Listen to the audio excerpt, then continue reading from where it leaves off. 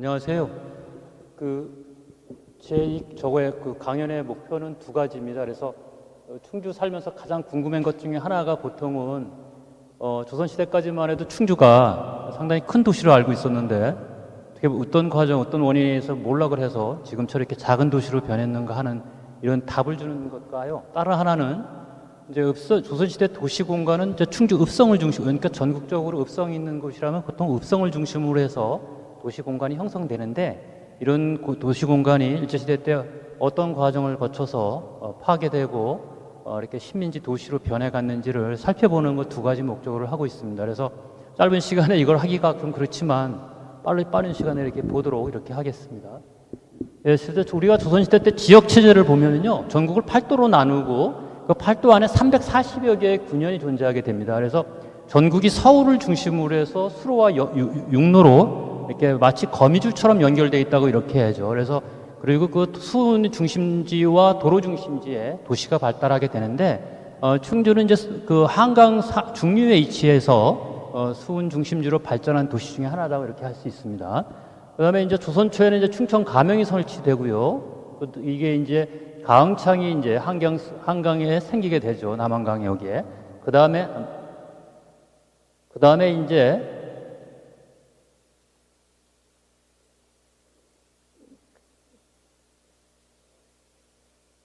조선 후기에는 이제 한강 수운을 기반으로 해서 상업도시로 성장하게 됩니다. 그래서 이제 수운이라는 것이 그냥 어떤 운송수단뿐만 아니라 교통로가 되고 사행로가 되고 유람로 등 다양한 기능을 수행하기 때문에 물이 갖고 있는 장점을 충분히 누릴 수 있었고, 이런 지리적 조건에 의해서 도시가 성장하고 발전을 했던 겁니다. 그래서 실제로는 지리적인 우월한 조건을 이렇게 갖고 있던 충주가 이제 말 그대로 이렇게 쇠퇴하게 되는 원인을 찾아봐야 되겠는데요. 그다음에 이걸 먼저 봐야 되겠네요. 그래서 삼국시대는 이제 한강을 차지하기에 삼국의 각축장이 되고요. 고려시대 때 13조창이 운영되면서 충주에 덕흥창이라든가 경원창이 설치하게 되죠. 이런 거를 이렇게 이제 가흥창이라든가 이런 거에 대해서 이제 많이 설명을 하고 이랬던 원인은 그 중요성 때문에 이랬던 겁니다. 그다음에 이제 육로로는 이제 조선 초기에 6대로가 만들어지게 되는데, 충주를 간통하는 건 동래로죠. 서울서부터 동래까지 이어지는 도로가 충주를 통과하게 되면서 충주가 상시 도로 교통의 중심지가 되고요. 조선 후기가 되면은 이 동래로에 추가해서 봉화로가 하나 더 생기게 되죠. 이게 보통 이제 우리가 송파로부터 시작해서 목계를 거쳐서 충주 읍성 북문을 통해서 마지막제로 넘어서 살미, 한수, 청풍, 단양, 그 다음에 중령고개를 넘어서 봉화까지 가는 이런 길이 되겠습니다. 그래서 충주는 이런 두 개의 도로가 통과하게 되고 이렇게 수운이 있었기 때문에 조선시대 때 큰 도시로 성장하게 됐었던 겁니다. 그래서 지금 여기 보면은 충주, 서울에서부터 여기 동래로가 표시되어 있죠. 서울, 충주, 상주 이렇게 표시되어 있고, 그 다음에 대구, 동래, 일본으로 가는 길이 되겠습니다. 이런 입지적인 조건을 갖고 있었는데, 이런 것들이 일제 침략이 시작되면서 본격적으로 변화를 겪게 되게 되는 겁니다. 그래서 이제 지금 이제 개항이 되면서 1876년도 강화도 조약이 체결될 때 마지막 조항 중에 하나가 부산, 원산, 인천을 개항하라고 돼 있죠. 그래서 이제 부산, 원산, 인천이 개항되고 군산, 목포 등 같은 이런 항구 도시들이 개항되면서 도시가 양분되게 되죠. 사실은 일본인 세력들이 침투해 들어오면서 생긴 항구 도시, 식민지 도시들과 오랜 역사를 가진 도시들로 양분이 되기 시작하게 되는 겁니다. 그 다음에 이제 철도를 부설하게 되죠. 이런 것들은 이제 일본이 독창적으로 개발한 것이 아니라 프랑스라든가 영국이라든가 독일 같은 유럽 국가들이 아시아, 아프리카를 침략할 때 먼저 항구에 들어가서 항구를 개척한 다음에 다시 내륙에 있는 광물이라든가 향신료라든가 커피 같은 것들을 수탈하기 위해서 철도를 놓게 되는 것과 똑같이 일제가 이제 이 철도를 놓게 되는 것으로서 시작한다고 이렇게 볼 수 있습니다. 그래서 이 철도라는 것은 서구에 같은 경우에는 축복이죠. 철도가 산업혁명이 준 축복이라고 할 수 있는 것이 여기 말씀대로 산업경제를 발달시키고 또 걸어다닌다든가 자연적인 조건이라든가 동물을 이용해서 움직이는 것보다 이런 철도로 움직이는 거는 장거리 운송이 가고 대규모 운송이 가능하기 때문에 산업이 발달하게 되고 또 거리를 축소시키기 때문에 문화를 접하게 되고 그래서 하나의 국가라는 영역을 형성하기 좋은 조건을 형성했다는 겁니다. 그래서 경제가 발달하기 때문에 산업혁명이 가져온 문명의 총화라고 이렇게 얘기하지만 이 식민지 국가가 되었던 이런 나라들에게는 진짜 재앙이라고 할 수 있죠. 만약에 침략을 받는다 해도 이런 철도가 없다라면 대규모 수탈이 가능하지 않기 때문에 그랬던 겁니다. 그래서 식민지 철도는 보통은 군대를 이송시킨다든가 물자를 수탈해 간다든가 이런 도구로 쓰이겼었고 이것이 고착화되면서 진짜 감당할 수 없을 정도로 우스갯소리로 그 아프리카라든가 이런 데들이 유럽인들에게 수탈당해서 200년 동안 살 걸 뺏어갔다고 얘기할 정도로 우스갯소리로 그 정도로 이 철도가 이 식민지 국가에게 주는 아픔은 너무나 컸다고 이렇게 볼 수 있죠. 그래서 이제 개항 이후 한국 철도는 이제 서구 열강의 이권 침략의 대상으로 이렇게 전락을 해버리죠. 그리고 여러 가지 경쟁을 하다가 최종적으로 일제에 의해서 한국 철도가 만들어지게 됩니다. 그래서 태생적으로 이 철도가 우리에게는 고통과 아픔이었는데 그 중에서도 충주에게는 아주 지옥 같은 이런 뭐랄까 일본인들에게는 피눈물이 흐르고 뭐 이런 얘기가 나오는데 그런 것처럼 아픈 역사를 되새겨주는 이런 뭐랄까요 교통수단이라고 이렇게 볼 수 있습니다. 그래서 이제 일제가 경부선 철도 노선 선정을 하게 되는데 사실은 이 노선 선정을 이런 근대 문물을 우리가 선택을 했어야 되는데 침략자가에게 넘어간 것도 문제였었고 이들이 이제 우리를 요리하게 되면서 이제 사실은 그 고통이 가속화됐다고 이렇게 볼 수 있죠. 그래서 경부선 철도를 부설하기 전에 5번에 걸쳐서 대규모 답사를 실시하게 됩니다. 그래서 일제는 이제 군사적인 목적, 우선은 대륙 침략의 통로를 만든다는 측면에서 군사적인 목적과 또 경제적인 목적, 그리고 또 이주해 오는 일본인들의 이익을 고려해서 노선을 선택하게 되는 겁니다. 그래서 여기 보는 대로 5개의 노선을 답사를 하죠, 이들이. 그래서 최종적으로 지금 노인인 경부선 철도가 놓이게 됐던 거죠. 그래서 이제 실제로 이제 경부선 철도가 부설이 되면서 이렇게 사실은 전통적인 도시들이 아까도 말씀드렸듯이 강이라든가 대로변에 생겼던 우리 전통 도시들은 전부 다 몰락의 길로 걷게 되죠. 그래서 내륙의 수운을 중심으로 한 운송 체제가 경부철도로 대치됐다고 하지만 금방 된 건 아니지만 장기적으로 경부철도 자꾸 대체가 되기 시작하죠. 그러면 내륙의 장시 포구를 중심으로 성장하던 지역 상권 또한 경부철도를 전부 다 흡수하게 됩니다. 이런 과정을 거치면서 이제 전체적으로 이렇게 쇠퇴를 거듭하게 되죠. 그게 이제 대표적으로 이렇게 이때 몰락한 도시가 충주, 공주, 진주 이런 도시들이 되는 겁니다. 그래서 이제 창구에 의해서 일본인들이 경부철도를 중심으로 내륙의 식민지 경제 체제로 집어넣게 되죠, 우리를. 그래서 이제 일본인들이 지금 여기 나신 대로 부산, 원산, 인천, 군산 일본인들에 의해서 항구 도시가 형성되고 다시 이제 철도를 따라서 그 철도 연변에 몰려드는 일본인들이 도시를 건설하게 되면서 부산이라든가 김천, 대전, 조천, 평택 같은 철도 연변에 일본인 도시들이 성장하게 되는 겁니다. 그래서 사실은 부산이나 대전은 없던 도시죠. 일본인들이 만든 도시입니다. 사실 이렇기 때문에 이런 도시들이 성장하게 되고 전통 도시들은 전부 다 몰락을 하게 되는 거죠. 그래서 이제 우리가 배울 때는 이제 이렇게 배웠죠. 사실 충주가 왜 이렇게 쇠퇴하게 됐을까요? 그러면 도청을 이전해서. 그럼 도청을 왜 이전했을까요? 이러면 교통이 안 좋아서였어요. 근데 이 교통이 안 좋았다는 얘기는 사실 일본인 체계를 보면 일본인들이 그렇게 얘기를 해줘. 철도가 없어서 전부 다 불편하고 교통이 안 좋다고 이렇게 얘기했는데 2000년 최근까지도 충주에서는 일본인 책을 뺏기고 있었던 거죠, 우리가. 아니면 비판적으로 검토할 시간도 없었고 연구할 기회도 없었던 겁니다. 그래서 이런 경부철도 연변에 일본인 도시들이 성장하게 되고 그 다음에 이들이 이제 전당포라든가 상업에 종사하게 되는데 전당포 고리를 통해서 부를 축적하게 되면서 이 식민지배 전에 아마 그 일제 식민지배 거점으로 전부 다 변하게 되게 됩니다. 그래서 이제 우리가 충북 지역의 철도역은 어딜까? 이렇게 경부선 철도가 놓이게 되는데 충북 지역의 통로가 되는 역은 어딜까 했을 때 조천입니다. 그래서 우리가 했을 때 조천은 좀 하는 동네였었는데 여기 나와 있는 대로 이건 대전에 대한 설명도 똑같아요. 그래서 경부선 철도 측량대가 머물면서 대전을 소개할 때도 그렇게 하죠. 대전은 원래는 조만한 그런 동네 한밭이라 그러지만 조그마한 동네였던 거죠. 철도 측량대가 머물면서 일본인들이 거주하기 시작했고 식민지 도시로 성장했다. 그리고 우리 조선인들이 여기에 몰려들어서 이렇게 대전이 성장했고 조천이 성장했죠. 그래서 이 조천의 일본인들은 뭐라고 얘기했냐면 대전과 경쟁하겠다고 이렇게 얘기할 정도로 조천이 상당히 일제시대 때 성장을 했던 겁니다. 그래서 일본인들과 상풍이 침투하는 거점이 되는 거죠. 여기에 이 통로를 통해서 시모네세키에서 부산으로 경부선 철도를 타고 올라와서 조치원에서 내려서 다시 처음에는 이렇게 차를 타고 아니면 걸어서 충주까지 왔지만 내준 충북선이 놓이게 되죠. 1928년도에는 이런 식으로 침략 통로가 됐던 겁니다.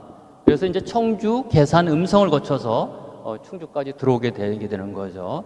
그래서 조치원으로부터 이게 도로가 만들어져 1910년대가 보면은 조치원에서 청주로 도로가 뚫리고요. 다시 청주에서 충주까지 지방도가 뚫히게 되죠. 여기에 자동차가 운행되기 시작합니다.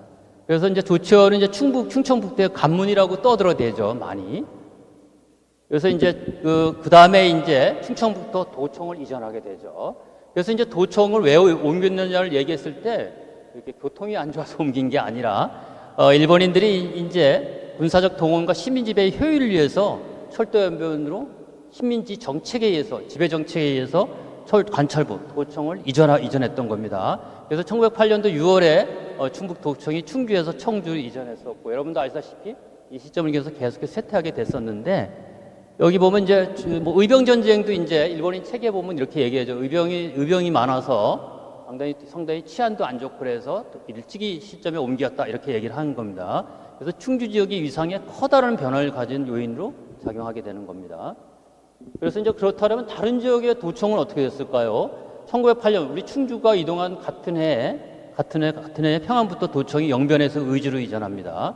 그다음에 1910년도에는 경기도청이 수원에서 경성으로, 1920년대에는 이제 경성에서 난남을 함경북도, 1923년에는 이제 그 평북도청이 의주에서 신의주로, 여기 1924년에는 경남도청이 진주에서 부산으로, 그다음에 1932년에는 충남도청이 공주에서 대전으로 이렇게 이전을 하게 되는 거죠. 그래서 충주뿐만 아니라 많은 도시들이 이전했었고 이게 일제 식민지배 정책 때문에 그랬던 거지 도통이 안 좋아서 그랬던 건 아니었던 겁니다. 그래서 이제 우리 이제 그렇게 알고 있었고 계속 그렇게 써 있고 그래서 이걸 좀 이번 기회에 좀 얘기를 해서 고쳤으면 좋겠다 이런 생각을 했었고요. 실제로는 이제 공주 되게 작은 도시가 됐죠, 그죠? 그래서 공주가 일제시대 때는 어마어마하게 큰 일본인들이 들어가서 북적거려 갖고 어마어마한 도시였었는데 이렇게 작은 도시로 돌변을 했었고요. 진주 또한 뭐 지금 한 30만이라 그러지만 옛 영화에 보면 작은 도시가 됐죠. 충청북도에는 이제 아까 개수관을 얘기하는데 충청도의 대표적인 도시는 충주, 청주, 공주, 홍주였었는데 청주는 살아남았죠. 청주가 살아남은 건 다른 이유가 아니라 조치원에서 가까웠기 때문에 청주로 비교적 경부선 철도에 가까운 청주로 도청으로 옮겼고 청주만 성장하게 됐던 겁니다. 초기에는 뭐 큰 변화가 없었죠. 그리고 제가 대학교를 충북대학에서 생겼는데 그때만 해도 청주 인구가 뭐 25에서 30만밖에 안 됐었잖아요, 그죠? 최근에 우리가 산업화되고 막 이렇게 도시화가 가속화되고 이러면서 이제 청주가 이렇게 큰 도시로 변했죠. 나머지 도시들은 전부 다 몰락을 하게 됐던 겁니다. 그렇기 때문에 이런 측면에서 좀 우리 지역이 왜 이렇게 됐는지를 이해할 필요가 있지 않나 이런 생각이 듭니다. 경부선 철도가 놓이게 되면서 충주는 어떻게 되냐 이제 한강 수운이 쇠퇴하게 되죠. 물론 이제 1930년대 기록에도 보면은 아직까지 남한강 수운의 목계는 아직도 조선인 상인들이 장악하고 있다 이렇게 글이 나와요. 그런데 그렇지만 30년대에 넘었으면은 목계 상 자체가 몰락을 하게 되죠. 그 다음에 이제 도청이 이전하게 되고 또 경부선 철도 주변으로 충주에 딸려있던 도시들이 전부 다 뭐 흡수되게 되죠. 자꾸. 그 다음에 상권이 축되고 도시 쇠퇴가 이제 가속화되게 됐던 겁니다. 그 다음에 이제 일본이 이제 일본인 세력의 침투가 일본인들이 어떻게 들어오게 됐는지 이런 걸 좀 봐야 되는데요. 일본인들이 이제 개항을 하고 산업화를 일으키게 되죠. 산업화를 일으키게 되는데 이들이 이제 세계 자본주의 편입되는 과정에서 어떤 문제가 생기냐면 인구가 폭발적으로 증가한다든가 식량이 부족한 문제에 봉착하게 됩니다. 그래서 이들이 생각한 게 뭐냐면은 처음에는 이민을 보내자. 그 다음에 이것도 아니다라면 뭐 식민지를 만들자였었는데 이민 가는 게 문제가 되면서 우리 만한 척식이라든가 만몬 만몽척신이라든가 이런 필요성을 강조하게 되면서 이들이 본격적으로 식민지 지배를 하고 조선을 침략할 구상을 하게 되는 거죠. 그래서 우리 조선을 침략해 뭐 감정적으로 이런 게 아니라 식량과 원료의 공급지, 상품 판매지로서의 조선의 지배 정책을 구상하게 되고 이런 것들이 이제 러일 전쟁이라든가 천일 전쟁을 통해서 구체화되게 되는 겁니다. 그래서 사실은 일본인들이 이제 이런 식량과 원료의 공급지, 상품 판매지로서의 조선을 체계화시키는데 지배적인 도구는 철도라고 볼 수 있죠. 그죠? 철도를 통해서 일본인들이 들어와서 도시를 만들고 이런 원료를 수탈해 갔죠. 사실 철도 때문에 어마어마한 광물이고 뭐고 다 수탈해 갔잖아요. 그죠? 이런 걸 이해하시면 될 것 같습니다. 그다음에 이제 동양 척시처를 설립을 통해서 한국 농촌은 일본화를 구상하게 돼요. 조선의 일본화, 즉 동화주의죠. 이걸 통해 뒷받치는 농업이민, 어업이민들의 산업이민을 추진하게 되는데 실제로는 이 조선에 들어온 일본인들 대다수는 도시로 몰려 들어가서 상업에 종사하게 되죠. 물론 이렇게 농민으로 사는 사람도 있지만 그렇게 많은 숫자는 아니었던 겁니다. 그다음에 이제 일본인들의 이주 추이를 보면은 1876년 개항다시 54명, 그다음에 80년대 가면 4,500명, 그다음에 청일전쟁에 일본이 승리하게 되면서 많은 일본인들이 몰려오게 되죠. 그래서 9,000명대로 올라오게 되고요. 러일 전쟁에서 승리하게 되면은 일본인들이 이제는 조선은 이제 일본 것이 됐고 식민지화에 대한 자신감이 붙게 되죠. 그래서 많은 일본인들이 넘어와서 3만 명대를 넘어서게 됩니다. 그래서 이렇게 1915년대는 4만 명, 10년대는 17만 명으로 병탄이 됐으니까요. 그죠? 자꾸 늘어나죠. 19년대는 34만 대, 31년대 51만 명, 37년 62만, 40년대 75만. 그래서 보통은 해방 무렵에는 한 80만 명 정도 일본인들이 있지 않았겠느냐 이렇게 예측하고요. 군경 한 20만, 그 다음에 업무차 돌아오는 사람 50만 명 정도 치면은 한 150만 명 정도의 일본인들이 이 땅에 왔다 갔다 했다는 겁니다. 그렇지만 이제 우리가 해방되고 도시 연구는 거의 하지를 않았던 거로 보여요. 왜냐하면 일본인들이 만든 도시라고 생각했을 때 우리 역사를 보지 않았었는데 최근에 식민지 근대화론자들이 나타나고 그러면서 부득이하게 연구를 계속하게 할 수밖에 없었게 됐던 겁니다. 그래서 이제 일본인들이 이제 이런 이주의 특징 뭐 이런 거는 시간이 없어서 못 볼 것 같고요. 지금. 그다음에 이주 경로는 이제 충주 일본인들이 이제 이주 정착은 일본인들이 이제 1900년대 전후로 1900년 전후로 일본인들이 이제 충주에 이주했던 걸로 보여요. 그렇지만 본격적인 이주는 아까 말씀드린 러일 전쟁 전후에서 일본인들이 충주에 이주하기 시작합니다. 많이. 근데 보통 다른 지역 같은 책을 들여다보면 일본의 첫 번째 일본인 누구다, 두 번째가 누구다 이렇게 기록이 나오는데 충주는 그런 이름은 올라와 있지 않습니다. 단지 이제 충주가 제가 보기에는 그 당시엔 도청 소재지였어, 관찰부였죠. 그 다음에 이제 큰 도시였으니까 상업 발달의 가능성에서 일본인들이 증가했다가 1908년도 도청이 이전하면서 일본인들이 상당히 많이 빠져나가게 되죠. 그러면서 이제 일제 병탄이 되면서 일본인들이 계속 증세를 보이게 됩니다. 일본인들은 이제 아까 말씀드린 대로 경부선 철도 조치원역에서 그다음에 청주, 계산, 음성을 거쳐서 충주로 이주해 오게 되고요. 경선, 인천 등 대도시에 살다 그곳에서 제대로 정착을 못했다든가 사업에 실패했다든가 그러면 이런 자들이 다시 충주로 오는 이런 경우가 많았었고요. 또 아니면 여기서 살다가 용이치 않으면 떠나버리는 거죠. 어차피 식민지에서 돈 벌고 한탕해로 왔는데 없으면 다른 데로 가는 건 뭐 이들에게 큰 문제가 되지 않았기 때문에 그다음에 이제 일본인들이 왔다 갔다 하는 숫자가 이렇게 많고 또 남자만 오는 경우가 많았기 때문에 좀 이렇게 통계치는 정확하지 않은 걸로 보이지만 통계는 정확하게 알지만 내용은 다 있습니다. 그래서 증가하는 일본인수는 도청 이후에 이제 크게 도청 이전 이후에 감소하게 됩니다. 그래서 이제 병탄이 되고 나서 10년대 55에 170만 명이었으나 1915년 900명 이렇게 증가하게 되죠. 뒤에 이제 이 표를 보게 될 텐데 일본인들이 1930년대까지도 증가 추세를 보입니다. 그래서 이런 그다음에 이제 거류민회를 조직하고 일본인 학교를 만들죠. 일본인 학교를 만들고 이러면서 이제 본격적으로 일본인들이 정착하죠. 이러더러 이제 일본인들이 오면은 뭐 땅 짓고 헤엄치기라고 그래야죠. 진짜 손동네 살던 누군가가 대지주가 되고 식민지 지배자로 군림하게 되는 겁니다.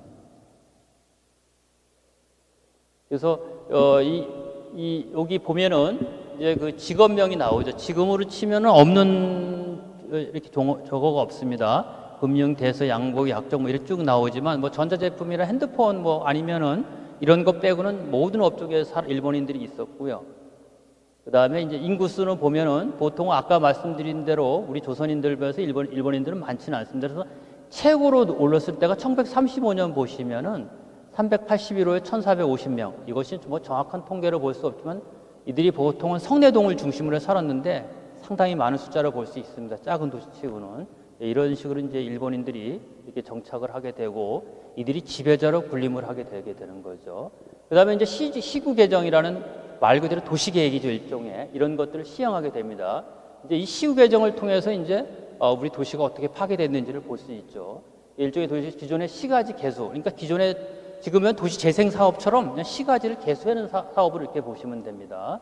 그래서 1912년 12월에 조선총독부 훈령으로 지방의 주요한 시가지 시구 개정 또는 확정하려고 할 때는 하면서 훈령을 하나 발표하게 되는데 이걸 근거로 해서 일본인들이 이제 마구마구 성을 때려 부수기 시작했던 거죠. 하지만 이 전서부터 일본인들이 읍성이 되게 불편하다고 했기 때문에 전국적으로 많이 때려 부수고 막 이랬었는데 대표적인 게 이제 대구 읍성이 1906년도에 파괴되면서 이렇게 이제 일본인들이 마구마구 읍성을 파괴하고 도로를 내기 시작했던 겁니다. 그래서 이제 계속해서 일본인들이 뭐라고 했냐면 시구 개정을 왜 하게 된걸 밝힐 때 보면은 계속해서 이주해오는 일본인들의 정주요건 개선을 위해서 이렇게 얘기를 해요. 우리 땅인데 일본인들 위해서 하는 거죠. 이 시민성이라고 이렇게 볼 수 있는데 아무튼 시민 통치 기반을 조성하는 겁니다. 기존에 우리의 조선 사회가 갖고 있는 체제를 전부 다 무너뜨려 버리고 시민 통치를 할 수 있는 기반을 조성하게 되고요. 새로 일본인들이 사는 지배자들이죠. 일본인들이 주거 환경을 개선하고 또 이주하는 일본인들을 원주하는 이런 필요성에 의해서 이렇게 이제 시구 개정을 하게 되죠. 그래서 일본인들이 이제 거주가 증가하면서 부분적으로 도로 정비, 건축 행위가 이루어지다가 1914년에서 16년 9월까지 전면적인 도시 개조를 하죠. 도시 개조라기보다도 다 때려 부순 거로 보시면 될 것 같습니다. 그래서 청규지 읍성의 동선 업무 성벽과 성을 둘러싸고 있는 이걸 철거하고 읍성을 중심으로 한 도시 공간. 그래서 이제 조선시대 때 동서남북 문 밖으로 우리 충주 같으면 상당히 큰 도시였기 때문에 시가지가 확장돼 있었는데 이런 것들을 좀 성을 철거해버리죠. 그 다음에 이제 직선형 도로를 내버립니다. 얼마나 이렇게 강력한 건지 이런 걸 알 수 있을 겁니다. 그래서 새로 닦은 도로변에 일본인들이 관청이라든가 학교, 회사, 은행, 신문사, 상가, 주택 이런 시설이 건립되면서 급격히 식민지 도시화가 진행되게 되는 겁니다. 그래서 여기 이제 시구 개정을 하고 나서 일본인들이 시구 개정도라고 이렇게 내죠. 그래서 이건 1915년도에 발간된 충주 발전지라는 책에 있던 겁니다. 그래서 직선형 도로를 다 냈죠. 여기 보면은 본정도 있고 지금 이제 성수동 지역에 청기정, 금평정 이런 지명들이 있는데 사실은 아무도 모르죠, 그죠? 자기가 직선형 도로들이 다 돼 있죠, 지금. 이런 도로이 돼 있었고, 그 다음에 저쪽에 이제 대수정이라고 해서 지금 시장통짜리는 대수정이죠. 이런 것처럼 다 이렇게 일본식, 그 다음에 1정목, 2정목, 3정목 이런 식으로 일본식 지명들이 전부 다 새겨지게 되는 겁니다. 그래서 일본인들은 뭐라고 표현하냐면, 이 충주 땅에 새로운 역사를 창조한다 이렇게 얘기를 하죠. 그래서 이제 실제로는 정말 가슴 아픈 역사인데 그냥 이렇게 무덤덤하게 얘기하고 있는 겁니다. 그래서 일본풍의 도시 공간으로 성내동 지금의 우리 성내동 같으면 완전히 일본인 도시가 되는 거죠. 도시 공간을 변형되고 뭐 일본인을 위한 식민지 도시관으로 변형됩니다. 그래서 이제 일본인들은 또 신문이라든가 이런 책 같은 데다 마구마구 선전해줘. 이렇게 시구 개정을 했더니 읍성을 철거하고 옛것을 밀어내고 했더니만 도시가 되게 아름다워지고 깨끗해졌다라고 떠들어대게 되는 겁니다. 그 다음에 선장절, 천황의 생일이죠. 선장절이라든가 일본인들 축제가 열리게 되면서 말 그대로 이제 조선 땅의 작은 일본인 사회라고 이렇게 얘기하는 것이 전국에 이렇게 생기게 되는 거고 충주 같은 경우도 똑같은 경로를 밟게 됐던 겁니다. 그래서 이제 시구 개정은 이제 보통은 이제 조선인들이 강제 부역에 의해서 했죠. 부역을 했었는데 이제 좀 안타깝게도 누가 어디 지역에서 부역을 하고 이런 기록은 남아있지 않다는 겁니다. 그렇지만 이제 강제로 해서 부역이 됐었고 읍성을 철거하고 도로를 개수하고 시설공사 등의 토목공사에 많은 인력들이 이제 면 단위까지 다 강제로 끌려와서 3년 동안의 대규모 토목 사업이잖아요. 그죠? 이런 사업을 벌였던 거고요. 이게 이제 토지와 가옥에 대해서는 이제 보상하지 않았었고 뭐 자의에 의한 뭐 기부 뭐 이런 식으로 얘기를 하지만 그건 뭐 거짓말이고 스타를 통해서 사업을 추진하게 되죠. 이제 이런 것들이 토지 가옥은 무상으로 제공되었다고 이렇게 얘기를 하고요. 토지 기부를 거부하고 수능하지 않으면 토지 수용령을 내세워서 강탈을 했다고 이렇게 하죠. 사실은 뭐 이런 구역에 나오지 않으면은 이렇게 채찍으로 때린다는 얘기를 하지만 보통 세존매라고 하는 소의 생식기로 만든 이런 걸로 때려서 피부가 괴사되고 이런 정도로 어마어마한 고통이 있었던 게 이제 이 도로 개수 사업이었기 때문에 그 일환으로 이 시구 개정이 됐었고 도시가 완전히 일본인 도시로 개조가 돼 버렸던 겁니다. 그래서 이제 그 이거와 시구 개정과 맞춰서 이루어졌던 게 이제 행정구역 개편이죠. 그래서 아까 말씀드린 대로 일본인식 행정구역이 만들어지게 되죠. 그래서 효율적인 시민 지배와 침태를 위해서 구역 통폐합을 단행하게 됩니다. 1914년 3월 1일에 군 통폐합을 하죠, 먼저. 그 다음에 4월 1일에는 이제 면회 통폐합을 하게 되는데, 군의 통폐합 같은 경우 우리가 대표적으로 청풍이라든가 연풍이라든가 이런 것들이 이제 면으로 다 이렇게 되게 되는 게 이 군 통폐합이고요. 면회 통폐합 같은 경우도 이제 충주 같은 사례가 있죠, 여기 보면은. 그래서 충주는 이제 조선시대 때 남변면, 북변면으로 나누어져 있었는데, 이 통합이 되면서 읍내면으로 되죠. 그 다음에 이제 이안면, 유등면은 이유면으로, 신성면, 신이면은 신이면으로, 가읍면, 금천면, 가금면, 앙안면, 복선면, 앙성면, 금생면, 가차면은 금간면, 주류덕면은 주덕면, 그 다음에 이렇게 동양면, 이런 식으로 이렇게 행정구역 개편을 해버리고 이 개편에 의해서 전부 다 새로운 체제를 갖추게 되게 되는 겁니다. 식민지 효율을 위한 이런 체제가 갖춰지게 되죠.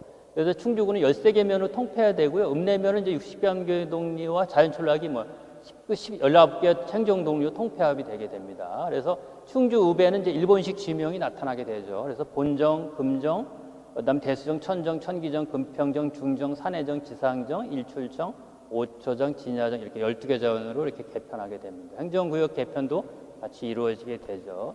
그래서 이제 사실은 제가 이렇게 한 10년 전만 해도 동네 할아버지들 만나서 인터뷰해 보면 뭐 이렇게 본정 어디 가서 뭐 설명을 하면 다 알아듣셨던데 거의 많이 돌아가셨죠. 그 정도로 익숙한 지명이었던 겁니다. 그렇지만 이제 거의 다 사라졌죠. 그 다음에 이제 이 1929년도에는 이제 일제가 면행정 처리가 불편하다고 이렇게 12개 정으로 돼 있으니까 불편하다고 하면서 기존의 정을 본정, 영정, 금정, 대수정으로 정리하게 되고요. 그 다음에 이제 이 본정이 해방 후에는 이제 우리 일본식 지명이니까 바꿔서 본정은 성내동, 금정은 성서동, 성남, 충인, 충의동으로 명칭을 변경하게 되죠. 사실은 성내동, 성서동, 성남, 충인, 충의동은 그 당시에 해방을 새로 만든 지명이죠. 성남 안쪽에 있으니까 성내고 섬 남쪽이니까 성남인데 사실은 이제 할아버지들을 만나보면 젊었을 때 남부리, 서부리, 동부리 이런 지명이 있었기 때문에 옳게 잘 만든 지명으로 보입니다. 그렇지만 이제 사실은 그 조선시대 때 이 지명은 없었던 지명인데 이제 새로 만들게 됐던 겁니다. 이렇게 보면 저 위에 대수정이 보이죠? 충인, 충의동 지역이고요. 금정, 본정, 영정 이렇게 되고 저 위가 이제 충주천이고 아래 부연천이고 이 아래가 녹색천이 이제 충주천이 되는 겁니다. 이렇게. 이제 그 다음에 이제 시민지 도시공간을 볼 텐데요. 그 다음에 이제 우리가 아까 말씀드린 대로 읍성을 철거하고 나면 안에 관아 건물들이 남잖아요, 그죠? 관아 건물 대부분은 초기에는 시민통치 시설로 사용하게 됩니다. 그러다 이 관아 건물이 수명을 다하거나 용도가 폐기되면 철거하고 일본식 건물로 대체하게 되죠. 그래서 우리 전통 충주목지대 보면 많은 이렇게 옛날 건물들이 있는데 이런 건물들이 전부 다 철거되고 사라지게 됐던 겁니다. 그 다음에 이제 일본인들이 이제 시간이 흐름에 따라 철거하고 일본식 건축이 대체되게 되니까 지금 이제 이 남아있는 건물들이 1910년대가 되면 여기 보는데 청령원, 재금당, 상고수청각 이런 거 지금 남아있는 것들 이런 것들을 제외하고 대부분 1910년대 말에 보면 다 사라져 버리고 일본식 건물들로 빠르게 대체가 됐던 겁니다. 그래서 지금 이제 그 대신 이제 청령원 같은 거는 군청 건물로 쓰였죠. 그 내중에 이제 1920 여기 뒤에 나올 텐데 29년도에는 이 청령원 옆에 다시 일본식으로 그 군청 건물 하나 더 져서 썼었던 겁니다. 그다음에 진영은 아까 진영 청사는 일본군 수비대가 주둔하게 되고요. 객사 중원관은 이제 관이농업학교 교사로 쓰이는 이런 식으로 이렇게 쓰다가 용도가 폐기되면 철거해버리는 이런 과정을 거치게 됐던 겁니다. 그 다음에 이제 1908년대 충주 공립보통학교, 13년대 헌병분대 이런 것처럼 이렇게 시민통치시설이 이렇게 계속해서 들어서게 되죠. 그 다음에 이제 1920년대 되면 이제 헌병 경찰에서 보통 경찰 시대로 바뀌게 되잖아요. 그때 이제 경찰서가 지금의 이제 중앙시장이라고 하죠. 어린시장 자리에 충주 경찰서가 만들어지고 20년 3월에 지금의 성내동 우체국이 그 자리에 들어오게 되고요. 충주군청이 이제 이렇게 건축하는 것처럼 시민통치시설이 계속해서 만들어지게 됩니다. 1930년 이런 뭐 농업학교, 충주공립보통 이런 것처럼 시민통치시설은 이제 계속해서 하면서 전혀 우리가 알지 못하는 이런 세계로 넘어가게 됐었고, 해방 후에 이제 이런 거에 대해서 우리가 크게 관심을 갖지 않다 보니까 일본식 건축들은 이렇게 주택들이 있었잖아요. 가보면은 다. 그러다가 이제 2000년도 정도 되면 다 그것마저 사라져서 지금은 단지 그 청령원에 가면은 거기 청령원에 재금당 상구수청과 뭐 이런 정도만 없다라면 진짜 여기에 읍성이 있었는지 옛날 도시였는지 우리 역사 유적지였는지를 전혀 알 수 없는 이런 지경이 됐던 겁니다. 그래서 여기 사진에 보시면은 충주 수비대의 모습이고요. 요거는 이제 충주 진영인데 세무서 자리 있잖아요. 그죠? 그 자리에 이 건물이 있었던 겁니다. 1937년에 충주 세무서가 여기 들어서게 됐었고, 최근에 이제 옮겨갔던 거죠, 사실. 그다음에 요거는 이제 충주군청이죠. 그래서 지금 청령원 왼쪽, 지금 앞에서 왼쪽에 요 건물이 군청 새로 지은 건물입니다. 보시면 되고, 요거는 이제 충주 읍사무소. 이 읍사무소가 커서 1931년도 읍사무소가 되고, 이게 충주시청이 되는 거죠, 그죠? 해방 후에 이제 지금의 이마트 자리로 옮겼다가 지금은 이제 저쪽 칠금동으로 가게 되는 그런 경로를 거치게 되죠. 그 다음에 이제 충주 경찰서는 이제 아까 말씀드린 대로 중앙시장, 어린시장에 있었던 거고요. 그 다음에 요건 이제 소방조라고 하지만 사실은 이들이 무서운 자들이죠. 이제 지역에서 사실은 폭력을 행사하는 조선인을 감시하고 통제했던 자들입니다. 이런 자들. 그 다음에 이제 지방법원 충주지원은 지금의 문화원 그게 뭐죠? 예, 맞습니다. 문화회관 자리죠. 예, 여기에 이제 그 법원 검찰청이 있었죠. 그 다음에 이제 이게 일본인 학교죠. 일본인 학교는 예성공원에 있었던 겁니다. 이런 식으로. 이렇게. 그 다음에 이제 공립보통학교는 지금 KT 자리 그쪽에 있었던 거고요. 이런 식으로. 그 다음에 조선 식산은행 요거 지금 식산은행이 새로 지은 뭐 이런 거 말고 요거는 그 옆에 안경나라 자리에 있던 거죠. 그 다음에 이제 이게 지금 식산은행 이거 자리가 되는 겁니다.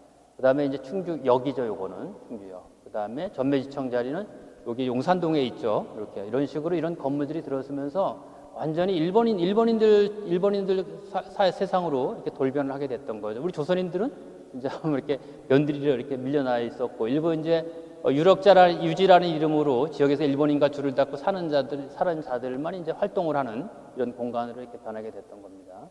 그다음에 이건 연초 경적점은 지금의 그게 어디 용산동 그게 무슨 아파트인데 생각이 갑자기 안 나네요. 예, 맞습니다. 이런 식으로. 그다음에 주거 공간은 이제 전래 조선인들이 도시 공간에 일본인들이 이주하면서 조선인 사회와 일본인 사회로 분리됩니다. 이건 전국적으로 다 똑같았어요. 그래서 그 조선인들은 조선인 학교에 다니고 일본인들이 일본인 학교에 다니고 우리 조선인들은 5일장을 가서 장을 보는 대신 일본인들은 상설 점포가 있어 맨날 문을 열고 장사를 했었죠. 이런 식으로 분리가 됐었고요. 일본인 이제 보통 지배와 피지배, 도시와 농촌, 중심과 외부를 분화해서 보통 이런 거를 이중 도시 공간이라 그러죠. 그래서 이런 식으로 일본식 지명이 중심부에 있다라면 외곽의 교연리 용산 이런 식으로 한국 지명이 이렇게 됐던 겁니다. 그래서 건축물은 이제 일본식 건축물은 전혀 우리하고 틀리게 되는 이런 이질적인 거였었고요.